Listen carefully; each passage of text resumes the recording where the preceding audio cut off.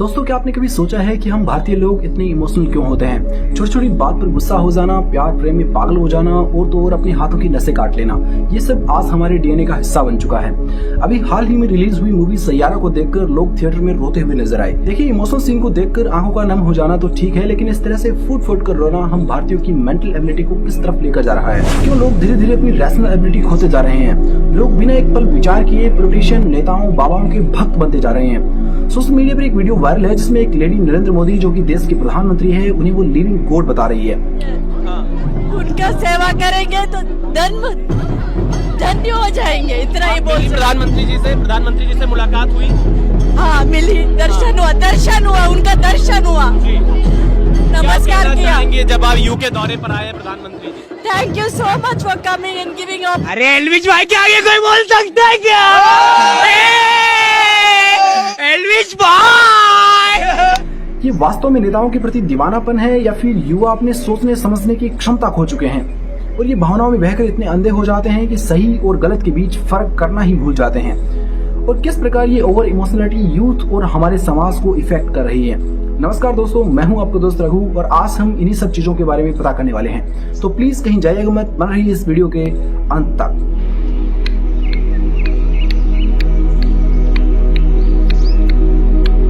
दोस्तों, साइंस कहती है इमोशन एक ऐसी मेंटल एंड फिजिकल स्टेट है जो किसी घटना या फिर स्थिति पर हमारे दिमाग और शरीर के रेस्पॉन्स के रूप में पैदा होती है। इसमें फीलिंग्स जैसे खुशी, गुस्सा, डर और शरीर में आए हुए चेंजेस जैसे दिल की धड़कन का तेज होना, पसीना आना और कुछ बिहेवियरल चेंजेस भी शामिल होते हैं।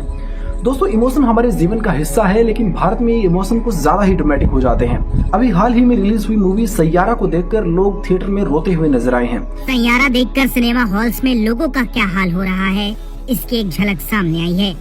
दुनिया के किसी भी कोने में फिल्म को देखकर लोग इस तरह से रिएक्ट नहीं करते होंगे जैसा कि भारत में हो रहा है। देखिए, किसी इमोशनल सीन को देखकर या फिर बातों को सुनकर आंखों का नम हो जाना तो बनता है, लेकिन जोर जोर से दहाड़े मारकर रोना अपनी इमोशनल इंटेलिजेंस को खोने का संकेत माना जाता है। एनीवेज, लेकिन ये सिर्फ फिल्मों तक सीमित नहीं है। ट्रैफिक में झगड़ा, प्यार में पागलपन या फिर पॉलिटिक्स में नेताओं के प्रति दीवानगी, ये सब हमारी रोजमर्रा की जिंदगी में दिखने लगा है। लेकिन ऐसा होता क्यों है? वेल, साइकोलॉजिस्ट कहते हैं कि हमारा कल्चर कलेक्टिविस्ट है और एक स्टडी के मुताबिक भारत में कम्युनिटी, फैमिली और रिलेशनशिप को बहुत महत्व दिया जाता है।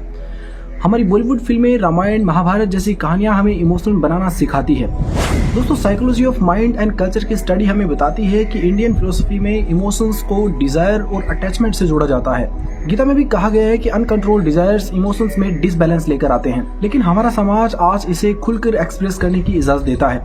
जैसे रोना, गुस्सा करना, भक्ति भाव में लीन होना, यहाँ पर सब नॉर्मल है। तो दोस्तों, हमारा दिमाग इस तरह से आखिर क्यों डिजाइन होता है? एक बार इस चीज पर नजर डाल लेते हैं। तो दोस्तों, अब बात कर लेते हैं ये इमोशंस आखिर हमारे मस्तिष्क में किस तरह से डिजाइन होते हैं।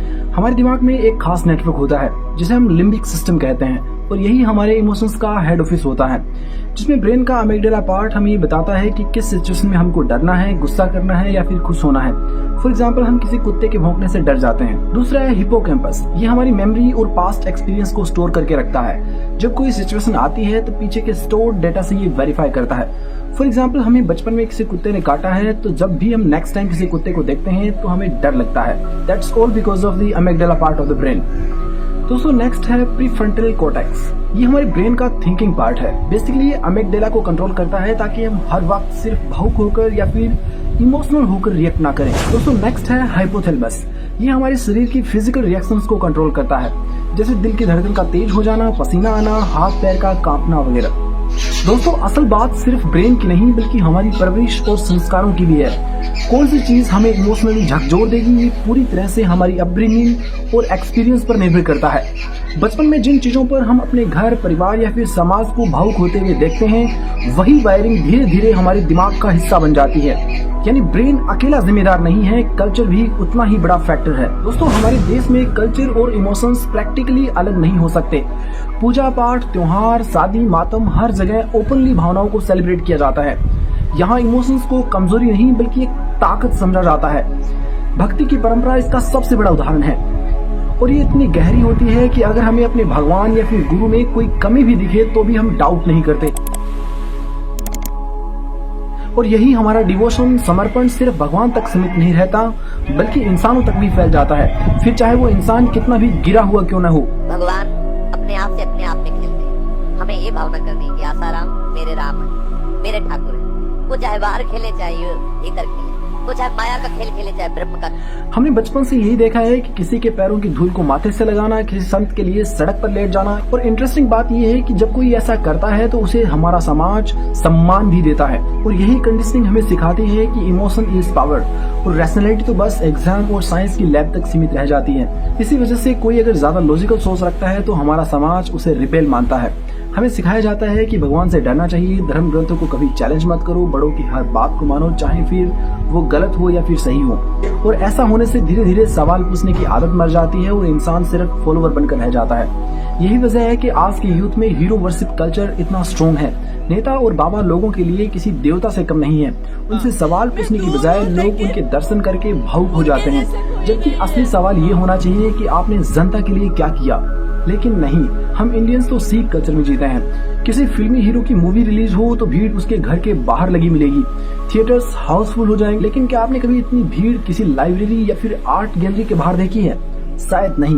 और ऐसा इसीलिए क्योंकि हमें नॉलेज से ज्यादा अपनी इमोशनल हंगर को सेटिस्फाई करना होता है। और यही वीकनेस है जिसका फायदा उठाकर बाबा और शूडो लीडर्स करोड़ों का एम्पायर खड़ा कर लेते हैं। स्पिरिचुअलिटी यहाँ पर सिर्फ मार्केट बन चुकी है, जहाँ इमोशंस की ओपनली ट्रेडिंग होती है। इंडिया में आज 9,000 से ज्यादा कल्ट्स हैं, तो आप सोच सकते हैं कि उनको फॉलो करने वाले फॉलोअर्स कितने होंगे। एक साइंटिफिक रिसर्च बताती है कि जब रिलीजियस रिचुअल्स को बचपन से बार बार दोहराया जाता है तो ब्रेन पर ये परमानेंट इमोशनल इम्प्रिंट छोड़ देते हैं। इसलिए किताब गिरने पर माथे से लगाना, प्रसाद गिरने पर ईश्वर से माफी मांगना या फिर मंदिर के सामने से निकलने पर ऑटोमेटिकली सर का झुक जाना, ये सब हमारे इमोशनल रिफ्लेक्स बन चुके हैं।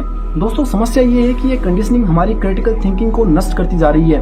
हमारे युवाओं के बीच प्रोपेगेंडा और रियलिटी के बीच फर्क करना बहुत मुश्किल होता जा रहा है। जो भी उनकी भावनाओं को सूट करता है वो बिना किसी वेरिफिकेशन के उसे सच मान लेते हैं और भावनाओं में आकर उल्टा सीधा कुछ भी बोल देते हैं। एक बार आप इस वीडियो को देखिए। क्या कहता था? क्या हो तुम? आज हम कहते तू क्या है बे? अब उन्हें कौन बताए कि वर्तमान अमेरिका ने विश्व गुरु भारत पर 50% का टैरिफ लगा दिया है।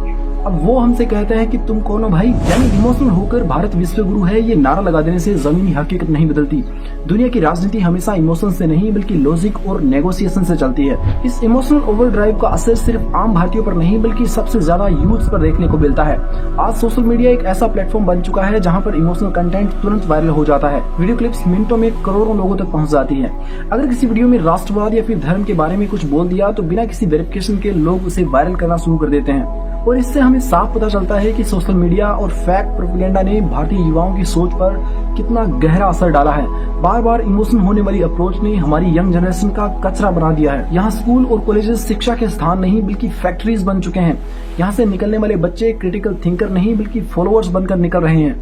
दोस्तों, भारत का कल्चर हमेशा से इमोशनल ड्रिवन रहा है। भक्ति, परंपरा, त्योहार, धर्म, परिवार सब कुछ इमोशन से जुड़ा हुआ है। लेकिन समस्या तब शुरू होती है जब यही इमोशंस रैशनैलिटी और प्रश्न पूछने की संस्कृति को खत्म करने लगता है। जब हम किसी नेता या फिर गुरु के बारे में हो रही आलोचना को पर्सनली लेने लगते हैं, उनके बारे में दो शब्द सुनते नहीं उससे पहले ही हम ऑफेंड होने लगते हैं। जब हम लॉजिक के बजाय सिर्फ भीड़ की मानसिकता या फिर मैं कहूँ कि हर्ड मेंटेलिटी में जीने लगते हैं। दोस्तों, यही कारण है कि भारत में innovation, critical thinking, critical research और साइंटिफिक टेम्परामेंट उतना तेजी से नहीं बढ़ पा रहा जितनी तेजी से इमोशनल ड्रामा और बाबा कल्चर और मैं कहूँ कि अंधभक्ति बढ़ रही है। दोस्तों, मुझे पता है कि देश में प्रॉब्लम्स को सिर्फ क्रिटिसाइज करना ही काफी नहीं है। एक देश तब सुधरता है जब प्रॉब्लम्स को पहचानने के बाद एक्शन लिया जाता है। सबसे पहले हमें स्किल बेस्ड एजुकेशन पर फोकस करना होगा, जिससे डिग्री लेने के बाद युवा वास्तविक रूप से किसी कार्य को करने के लिए काबिल हो सके। युवाओं को नौकरी लेने वाले नहीं बल्कि नौकरी प्रोवाइड करने वाले बनना होगा। और साथ ही अपनी रैशनैलिटी, सवाल जवाब करना और कम्युनिकेशन स्किल्स को अनिवार्य रूप से लागू करना होगा। रटने वाली पढ़ाई को खत्म करना होगा। प्रैक्टिकल नॉलेज, रिसर्च पे स्टडी और प्रॉब्लम सॉल्विंग एबिलिटी पर फोकस करना होगा। शिक्षा क्षेत्र में हो रहे किसी भी प्रकार के फर्जीवाड़े के खिलाफ सख्त कानून बनाए जाने चाहिए और उन्हें सख्ती से इम्प्लीमेंट भी किया जाना चाहिए, क्योंकि ये वो क्षेत्र है जहाँ से आने वाली पीढ़ियां गढ़ी जाती है और यहाँ गड़बड़ी होने का मतलब है पूरा समाज, पूरा देश प्रभावित होता है। टीचर्स ट्रेनिंग को बेहतर बनाना होगा ताकि शिक्षक भी 21वीं सदी की जरूरतों के हिसाब से पढ़ा सके। And we have to make sure कि देश के बैकवर्ड एरिया में भी क्वालिटी एजुकेशन पहुंच सके। सोशल मीडिया और फेक न्यूज को पहचानने की क्षमता और मीडिया लिटरेसी को कोर्स का हिस्सा बनाना होगा। दोस्तों, सिर्फ नंबर्स की दौड़ नहीं बल्कि स्किल्स और क्रिएटिविटी पर भी फोकस किया जाना चाहिए। और इसी क्रम में ये लिस्ट बहुत लंबी है। गवर्नमेंट के द्वारा इन सभी चीजों पर पॉलिसीज बनाई जानी चाहिए, यूथ को खुद से इनिशिएटिव लेना चाहिए। तो दोस्तों सवाल ये नहीं कि हम इंडियंस इतने इमोशनल क्यों हैं, सवाल ये है कि इमोशनलिटी हमें आगे लेकर जा रही है या फिर पीछे खींच रही है। दोस्तों इमोशन एक सबसे अच्छा इंसानी गुण है, केवल तभी जब इसे सही डायरेक्शन में इम्प्लीमेंट किया जाए। लेकिन जब ये इमोशंस हमें समझने और सवाल जवाब करने की क्षमता में बाधा बनने लगे, तब ये हमारी ताकत नहीं बल्कि हमारी सबसे बड़ी कमजोरी बन जाती है। तो दोस्तों आज के लिए बस इतना ही, मिलते हैं फिर कभी किसी और दिलचस्प विषय के साथ। तब तक के लिए स्वस्थ रहें, मस्त रहें और अपना ख्याल रखें। नमस्कार।